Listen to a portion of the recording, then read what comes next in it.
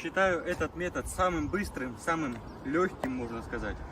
Но есть нюансы, которых не стоит забывать при таком варианте исполнения. Сейчас мы подождем горелку, начнем клеить первый рулон.